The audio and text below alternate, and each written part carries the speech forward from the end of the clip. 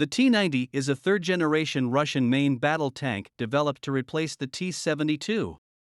It uses a 125mm 2A46 smoothbore main gun, the 1A45T fire control system, an upgraded engine, and gunner's thermal sight. Standard protective measures include a blend of steel and composite armor, smoke grenade dischargers, Contact 5 explosive reactive armor ERA, and the Shtora infrared anti-tank guided missile ATGM jamming system. The T-90 has its origins in a Soviet-era program aimed at developing a single replacement for the T-64, T-72, and T-80 series of main battle tanks. The T-72 platform was selected as the basis for the new generation of tank owing to its cost-effectiveness, simplicity, and automotive qualities. The Kartsev Benedictov Design Bureau from Nizhny Tagil was responsible for the design work and prepared two parallel proposals, the Object 188, which was a relatively simple upgrade of the existing T-72B tank, Object 184, and the far more advanced Object 187, only vaguely related to the T-72 series and incorporating major improvements to the hull and turret design, armor, powerplant, and armament. Development work was approved in 1986 and the first prototypes were completed by 1988. The vehicles resulting from the Object 187 program have not been declassified to this date. The Object 188 was engineered by a team under V.N. Benedictov.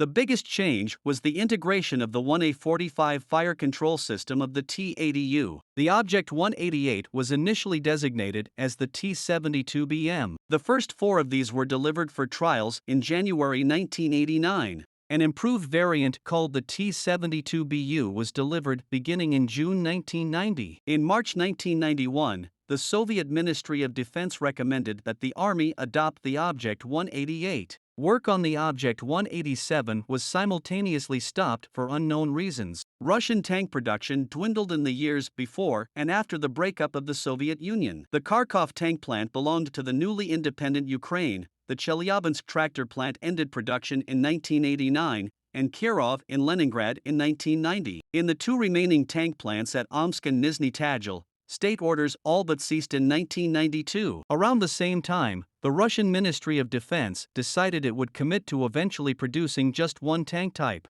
During the 1980s, the Soviet military had ordered T-64s, T-72s, and T-80s, then in simultaneous production from rival tank design firms. Though all three tanks had similar characteristics, they each required different components, which contributed to the Army's logistical burden. Though both Nizhny Tagil's T-90 and Omsk's T-80U had their merits, the T-80's gas turbine engine was notorious for its high fuel consumption and poor reliability. Additionally, Russian T-80s suffered heavy losses in their first combat use during the First Chechen War. T-90s, which were not deployed to Chechnya, were spared media criticism in spite of the similarly poor performance of the T-72 in the same conflict. In January 1996, Colonel General Alexander. During the full-scale Russian invasion of Ukraine beginning in February 2022, by May 12, a T-90 was reported to have been destroyed by a Swedish Carl Gustaf man-portable anti-tank grenade launcher in Kharkiv. As of September 12, 2023, Oryxblog had documented that Russia had lost at least 79 T-90s since the start of the Russian invasion of Ukraine, visually confirmed,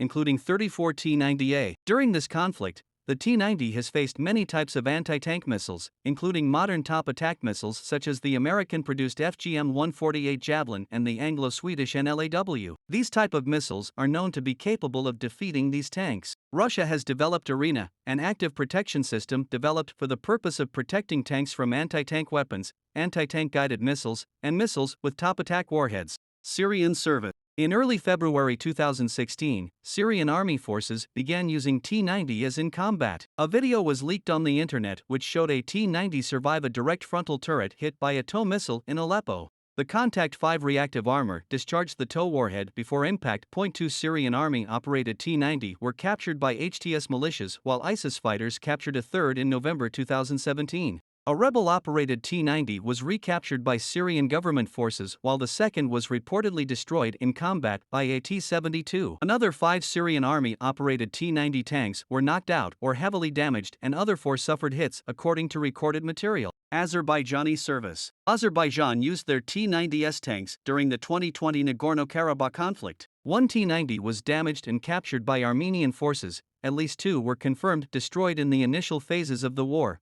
being the first ever proven total loss of the combat vehicle.